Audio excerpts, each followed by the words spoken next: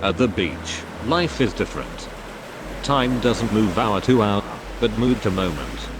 We live by the currents, clan by the tides, and follow the Sunday. Sandy Gingras, r/r credited by Planet Reddit. Fellow Redditors, what was a moment where you thought a person you knew might be an actual psychopath? One of my neighbors, when I was little, had some hamsters. One day I was at her house and she started squeezing them and making them poop because she thought it was funny. She just kept squeezing them harder and harder. I told her to stop or she might hurt them, and she started laughing. The next day I asked her grandma what happened to her hamsters, and she told me they all died. Another time we were making PB&J sandwiches in her room, IDK while lol, and she cornered me with the knife while laughing. I looked her up a few years ago and found her mugshot. Was she named Azala by any chance? She was born lucky, while I was lucky to be born. No, she's crazy and she needs to go down.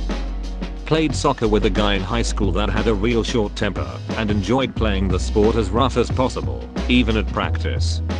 Coaches had to tell him to calm down all the time.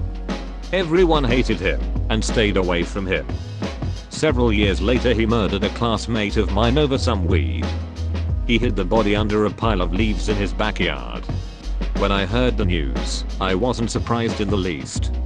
A pile of leaves. So angry and stupid. What a combo. People's obsession with Ted Bundy for his good looks, for the 70s, at least, and his intelligence and charisma gives the misimpression that psychopaths and serial killers are all smooth as butter and unlikely to be caught, but a discouraging amount of the time, when you take a deeper dive into other famous serial killers via books or something like last podcast on the left, it turns out they weren't caught, mainly because of police incompetence and the investigation or larger public indifference towards the killer's preferred type of victim. Bundy's choice of upper middle class, young white attractive women worked to make him famous, just as much as the number of his victims and his movements across state lines to avoid detection. Other serial killers who have targeted prostitutes, people of color, gay or trans people, or people otherwise marginalized by society have often amassed even more victims, or operated over an even longer period of time, because nobody gave a shit about the people turning up murdered, if they were found at all. This isn't limited to the 1980s and earlier either. The Green River Killer targeted prostitutes and got away with it for a long time, and authorities in Toronto took until 2017 to seriously acknowledge and investigate a serial killer targeting gay men despite years of warnings that people were disappearing in the city's major gay neighborhood. Fortunately, the investigators used every tool available to them, including evidence related to gay apps and drawing on cold cases, but the fact it took so long is yet another example of chillingly shrewd victim choice on the part of a psychopath dedicated to killing people for as long as possible. Your mention of public indifference to the type of victim is strongly supported by the Highway of Tears in Canada. Many of the missing women are indigenous, and they get written off by RCMP as being runaways, prostitutes, wanderers, drunks, drug abusers, etc. When in reality they are just girls, some as young as preteens, and women who are generally of low SEs, are traveling about the area because it's sparsely populated but everyone there knows people in the other towns, or they are women going about their daily lives. But as soon as you say they're indigenous, then the cops don't care. If all these women were of European descent and wealthier, there is no way the RCMP and govs would be sweeping it under the rug. Lots of Canadians are enjoying this kind of "we don't have that problem here" mentality when comparing us to the climate of the US right now. But honestly, our treatment of the First Nations people here is atrocious, and the education on the subject is negligible. I have a degree in Native Studies, and much of what I learned about residential schools, which were open and active until 1996, the 60s scoop, look it up, it's horrifying. Treatise, The Highway, The Trail of Tears, etc. was learned in uni, and not in mandatory education, sorry for the rant. Also, what happened with the Picton Farm murders is similar to what you mentioned about Toronto. Most of Picton's victims were prostitutes, and he went unchecked for years. Totally correct. In fact, they think the Highway of Tears is a hunting ground for a multitude of serial predators. The fact that the missing are mostly indigenous sadly means that they are systematically not a priority. It's fed up. Yeah, I was gonna say this. Lots of psychopaths aren't very smart, and I think there's a significant portion that end up in prison very quickly. This is mostly speculation. I imagine that you would have to have a pretty advanced amount of intellect and self-control to be a successful psychopath, which most people lack in spades anyway. There are plenty of clinical psychopaths that have intellect and self-control. Many are CEOs and other high-ranking business people. Some banks and financial companies actually give job candidates assessments looking for psychopathic traits, not to weed them out, it's actually seen as a plus. My older sister used to absolutely torture me when I was a kid. When I was 5 to 6, she was 7 to 8, I was afraid of bugs. She would spend hours trapping bugs and putting them in my Matchbox cars. Then she'd say, "Hey, seems a 4-bit, wanna play cars?" I would get super excited because she never wanted to play with me. I'd run to my cars and there would be bugs crawling all over. Then when I was 7, I was obsessed with Barbies. One day she grabbed my favorite Barbie and Ken and threw them under the bed. I stuck my tongue out at her and climbed under the bed to get them.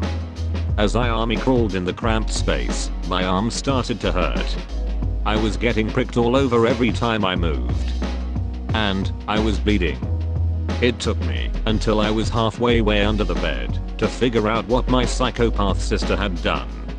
She had spent all morning weaving push pins into the carpet so the points would stick up and stab me. She then tricked me into climbing under the bed.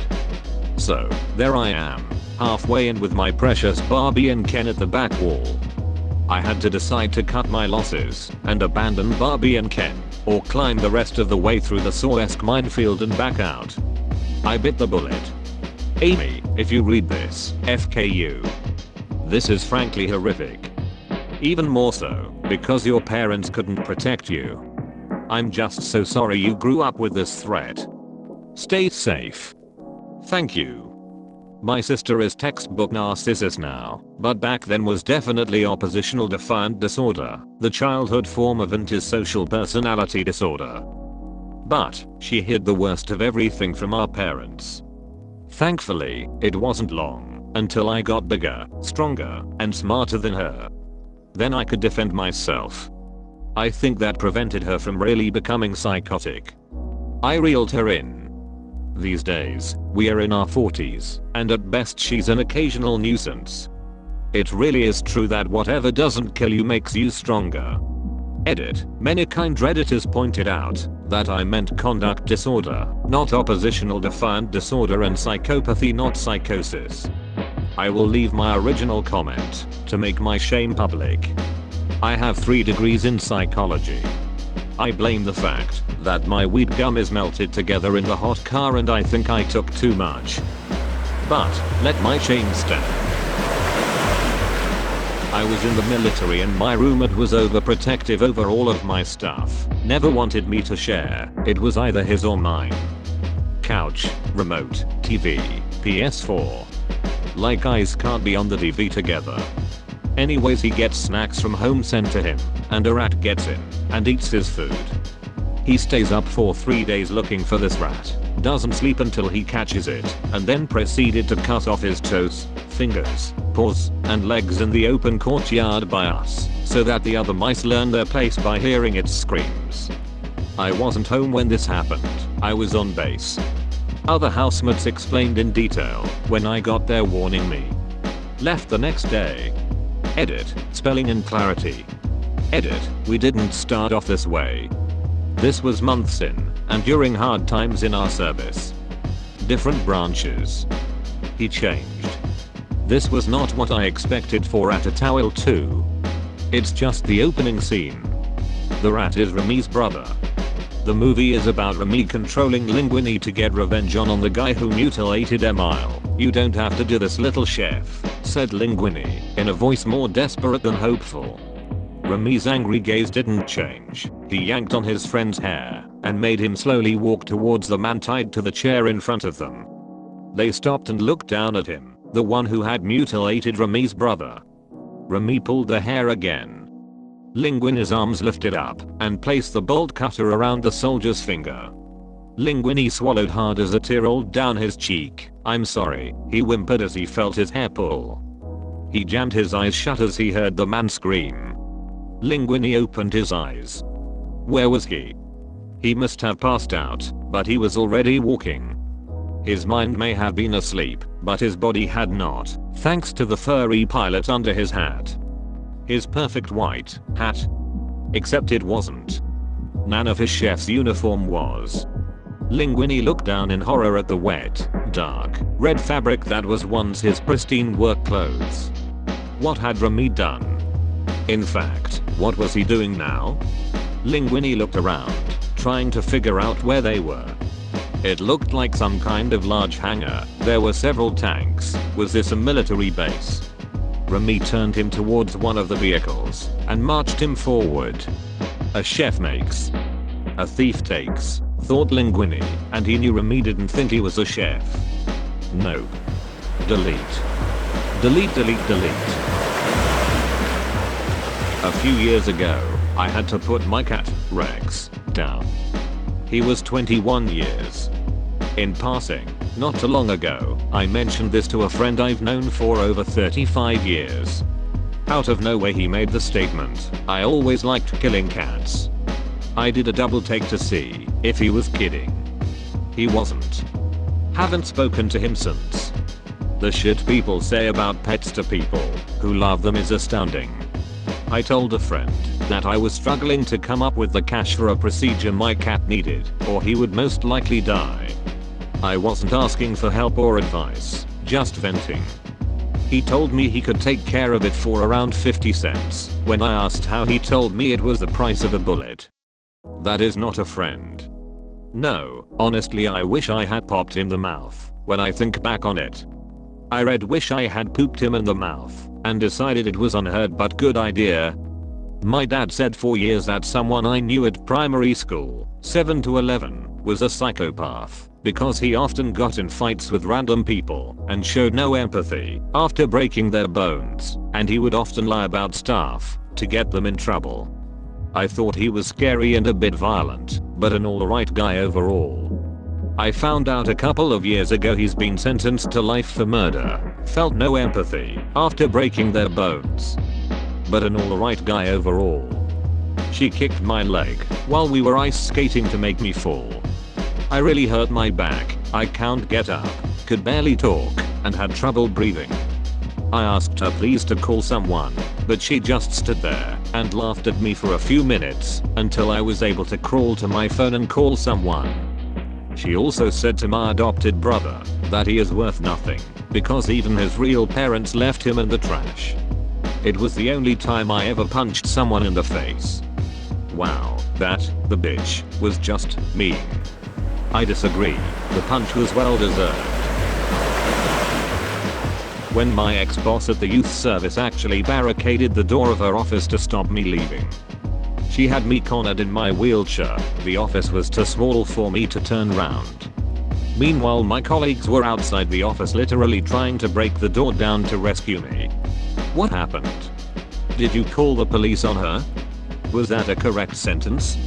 Lol, no, but I told her I would have to call the police if she didn't let me out though. 2 male, quite hard streetwise, colleagues told her they would break the door down if she didn't let me out. When I saw them, after they looked more scared than me. Finally she let me out. I sent my resignation letter to her the next day without going back to work. If you don't mind me asking, what was the reason for her to barricade you in the office? Not at all. She knew she was wrong about something really serious, and I had to report it cause of due diligence, working with vulnerable children and young people, and that I went to her office to have an adult, grown-up conversation with her as I wanted to be straight up with her, and you know the rest. Wow, good on you for doing the right thing and having the guts to call her out. You gave her a chance to explain herself, and she went full psycho on you. Glad you got out okay. Like I said, she just got a slapped wrist. No one wanted to work with her though. And they lost a lot of kids from the service. Thank you for supporting Planet Reddit. I love you. Subscribe for 3 videos a day.